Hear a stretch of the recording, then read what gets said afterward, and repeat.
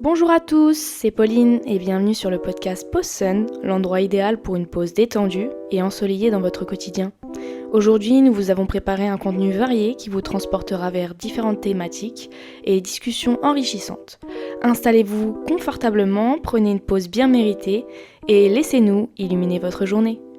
Au programme, des sujets qui vous feront sourire, réfléchir et peut-être même rêver un peu. Que vous soyez en train de conduire, de faire du sport ou simplement en train de vous détendre chez vous, Pause Sun est là pour vous accompagner à chaque moment.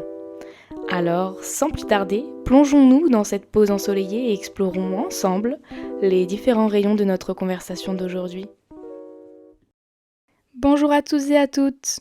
Nous nous retrouvons aujourd'hui dans l'épisode numéro 9 qui va parler de la méditation. Tout d'abord, nous allons voir qu'est-ce que c'est la méditation. Ensuite, nous allons regarder les croyances qui ont été établies donc sur ce qu'est la méditation, puis ce qu'est réellement donc la méditation.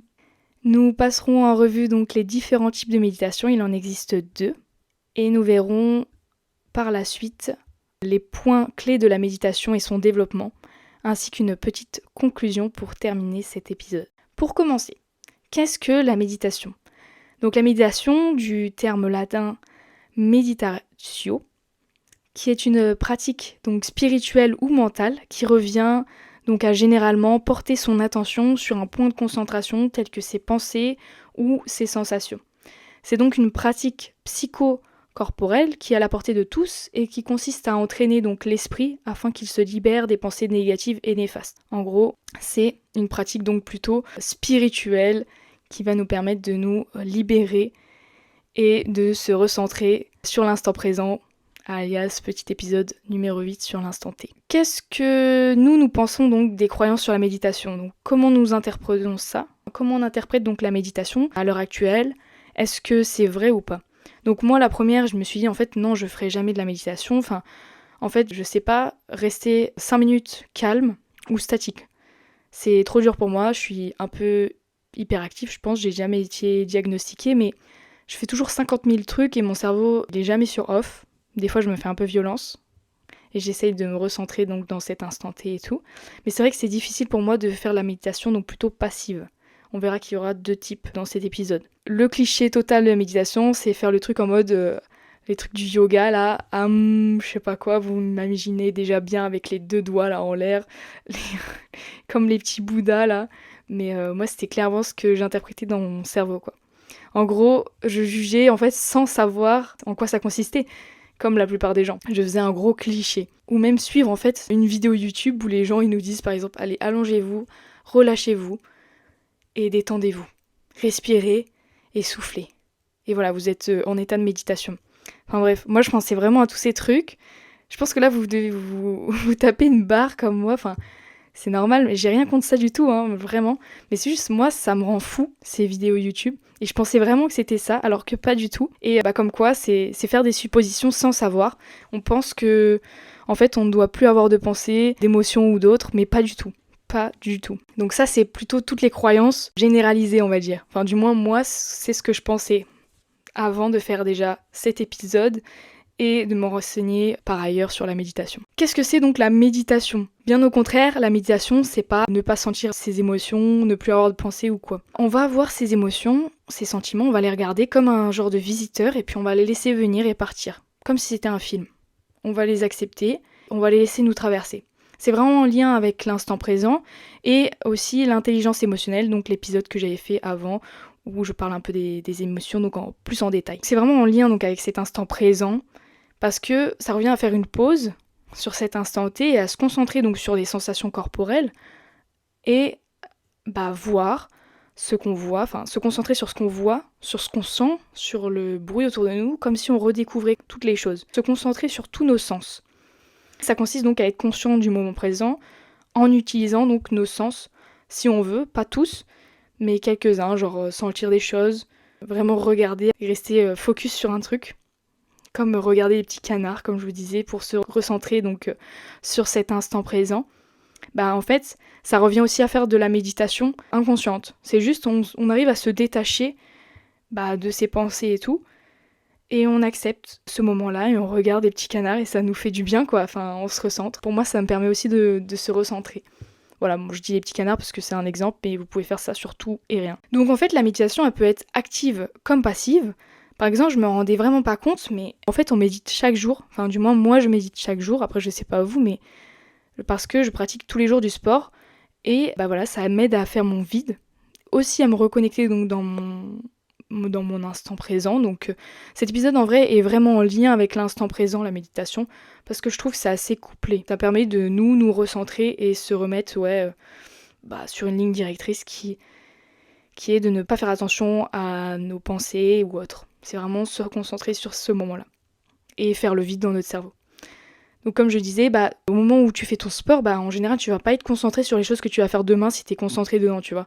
Ça va permettre donc de vider ton cerveau, de te concentrer soit sur ta musique si tu cours ou si tu fais du sport en musique, soit tes positions, soit tes mouvements, ce que tu dois faire, de travailler sur ta technique, tout ce que te dit ton coach, tes placements, enfin tu vois, tout ça. Et ça peut être donc ce que l'on appelle une sorte de pratique active de la méditation. Donc tu vas être dans un environnement qui va être ton environnement en fait, tu vas être dans un cocon qui va être bien, qui va te faire sentir bien, comme par exemple dans les vidéos où Adam elle dit allongez-vous, respirez dans un endroit calme. Là en fait pour toi c'est ton endroit où tu te sens bien. Enfin moi j'interprète ça comme ça. Tu es dans un environnement donc qui est chaleureux pour toi, qui est ton petit cocon, et toi tu es en action et tu arrives quand même à te focaliser sur des choses qui vont te faire sens, qui vont te faire oublier entre guillemets le reste de ta vie, ou du moins les choses qui sont compliquées, ou je sais pas, juste des choses futiles, on pourrait qualifier ça, que tu dois faire demain. Et pour moi, ça c'est une sorte de méditation, qui serait donc plutôt active. Mais il existe bien sûr des méditations donc passives, où on n'est pas dans l'obligation non plus de rester assis dans une pièce à écouter les bruits, chose que je ne pourrais absolument pas faire. Mais tu peux simplement t'asseoir comme ça, sur un banc, et constater la vie, regarder les gens, écouter, sentir, prêter ton attention en fait sur des choses dont tu n'aurais pas forcément pris le temps de prêter attention ou de faire attention. Tu vois, t'aurais pas l'habitude de faire ça. Et cela, ça peut te paraître plutôt lambda, mais comme si tu redécouvrais ces choses. Comme si tu redécouvrais ton parc préféré, où tu allais tous les jours. Ou toutes ces petites choses, comme si tu redécouvrais ce que c'était, je sais pas, un canard, pour rester dans l'optique des canards. Genre, tu le regardais, comme ça, sans rien dire. Comme si tu redécouvrais cet animal, tu vois. Genre, des fois, ça m'arrive de faire des trucs comme ça, mais c'est inconscient. Et par exemple, je me demandais quand je me baladais et tout, quand j'étais enfant dans les parcs, ou même en courant, l'intérêt des gens, par exemple, souvent, c'était souvent des personnes âgées d'ailleurs, de rester assis pendant genre 2 heures à regarder des canards, tu vois, ou des... Pour ça que je reste dans le mood des canards, mais à regarder des animaux passer, ou des chiens, des gens, enfin, tu vois, genre vraiment, eux, ils sont restés, et je me suis dit, mais ils restaient toute l'après-midi ici, regarder des gens. Pareil, quand j'ai été en Espagne, je me levais le matin, je passais la tête par-dessus mon balcon, je voyais des vieux qui étaient assis toute la journée sur le même banc. Ils n'ont pas bougé. Le soir, quand je revenais, ils n'avaient pas bougé. Je me disais, mais en fait, à quoi ça sert? Peut-être que eux, ils méditent, ils arrivent à se recentrer et à être en paix intérieure comme ça. Moi, maintenant, je me dis, j'ai ma réponse, c'est une sorte de méditation. Ça nous permet de redécouvrir la vie, de reprendre du plaisir comme ça, en voyant des petites choses futiles, lambda. Je sais pas. Mais c'était drôle comme leçon de vie quand je me suis dit ça. Ensuite, on va voir donc les différents types de méditation. Comme je l'ai dit précédemment, il y en a deux, la passive et l'active. On va commencer donc par la passive, qui est donc souvent comprise donc par le fait de s'asseoir tranquillement donc dans cet endroit méditatif et donc de suivre cette technique qui est déjà définie.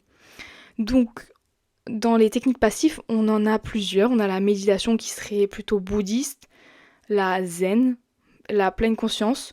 Et donc ces trois-là sont assez proches et se concentrent surtout sur de l'observation. Puis on a de la méditation qui s'appelle Vipassana, en silence. Donc plutôt une méditation donc où on parle pas et on reste comme ça stoïque. Et la dernière c'est la méditation donc transcendantale sur base de récits, de mantras, des choses qu'on répète et tout. Donc moi je suis pas du tout dans cette optique de méditation passive, après ça peut correspondre à des gens, c'est pour ça que je la nomme et c'est important de savoir qu'elle existe. Moi je suis plutôt dans la deuxième type de méditation qui est la méditation active. Donc contrairement à cette méditation qui est passive, donc plutôt classique, celle-ci donc va permettre d'observer donc son souffle et de revenir donc à notre respiration et même de se refocus sur tout coup notre être en restant concentré sur une seule activité, par exemple notre sport ou notre respiration. Donc c'est vraiment l'objectif même du yoga, mais pas que, parce que pour moi vraiment c'est tous les sports qui permettent de se concentrer comme ça et faire de la méditation active, ou même de la marche. C'est donc de la capacité donc de toujours rester dans un état de méditation, même en parlant, en mangeant, en travaillant.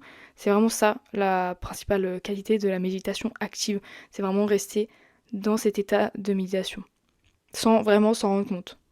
C'est juste on est focus dans l'activité qu'on fait et on est vraiment à fond dedans. Comme je vous l'ai dit avant, le mieux c'est de choisir celle qui vous correspond. Moi je trouve quand même ça important de faire de la méditation parce que ça vous ramène vraiment à l'instant présent, à ce qui vous caractérise, à votre ligne directrice, et ça vous fait prendre conscience de l'ici et maintenant. Les points clés donc de la méditation et donc de son développement, il y en a 7. Donc tout d'abord on a la pratique régulière, donc c'est pour ça que c'est important de pratiquer régulièrement cette méditation parce que c'est pas en le faisant une fois, c'est comme le sport, c'est pas en le faisant une fois que ça va être tout de suite révolutionnaire. Plus vous allez méditer, plus vous allez développer votre capacité à vous concentrer, à être présent dans l'ici et maintenant, à cultiver donc des états mentaux qui sont plutôt positifs. Et ça c'est vraiment important. Donc que ce soit dans la méditation donc passive mais aussi active.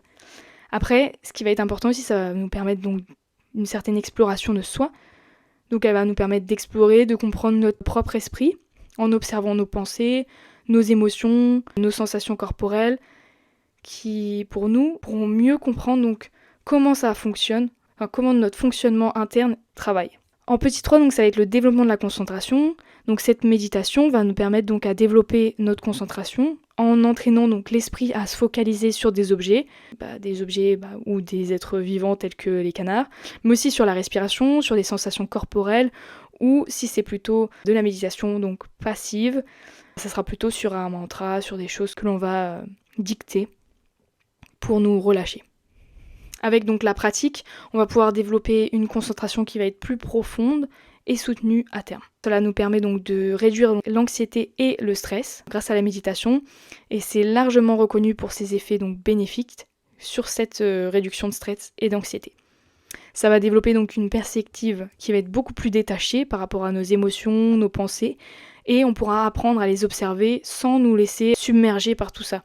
On arrivera vraiment à se détacher de tout ça et aussi à se reconnecter à cet instant présent et à se dire ok, c'est que passager, c'est que maintenant, ça doit pas nous atteindre pour tout le reste de notre vie. C'est pas parce que maintenant, à cet instant T, on est triste que ça va nous impacter toute notre journée, ça va nous miner la journée. Ce qui est important aussi, c'est que ça nous permet de cultiver la compassion et notre bienveillance. Il y a certaines pratiques de méditation comme la pleine conscience ou la méditation de la compassion qui visent à donc cultiver les états mentaux positifs tels que la compassion, la bienveillance, la gratitude envers soi-même, mais aussi les autres, ce qui est très important. Parce que tout d'abord, c'est important d'être bien avec soi-même, mais aussi avec les autres, parce qu'on vit en société, et donc on est un être sociable, et donc il faut respecter tout le monde. Par la suite, ça va nous permettre donc d'améliorer notre santé mentale, mais aussi physique, parce que des études auraient montré que la méditation donc, aurait un effet positif sur notre santé mentale et physique, y compris donc sur la réduction donc de la dépression et l'amélioration du sommeil, tout ce qui est la diminution de la pression artérielle, le renforcement du système immunitaire et aussi au niveau de l'anxiété et tout ça quoi. C'est hyper important. Ça va nous permettre de développer la résilience émotionnelle en observant, en acceptant nos pensées, nos émotions sans jugement, juste en constatant à l'instant T ce que l'on ressent. Et ça nous permet donc de nous aider à développer une plus grande résilience émotionnelle face aux aléas de la vie. Donc si jamais demain vous avez un décès brutal qui apparaît dans votre famille, vous allez réussir, du moins grâce à la méditation. Ça fait pas tout, ça fait pas tout. C'est une clé en plus pour aller mieux face à ce décès, mais on va réussir à relativiser et à travailler là-dessus. En conclusion, donc la méditation, c'est une pratique qui est vraiment puissante de développement personnel, qu'elle soit active ou passive. Elle a de nombreux effets positifs sur beaucoup d'aspects dans notre vie. Et en nous engageant donc dans une pratique régulière, on peut cultiver une plus grande conscience, une concentration beaucoup plus accrue, une meilleure santé mentale, physique, ainsi que des relations plus harmonieuses avec nous-mêmes, mais aussi les autres. Et voilà, c'est déjà la fin de notre moment ensoleillé sur Pause Sun.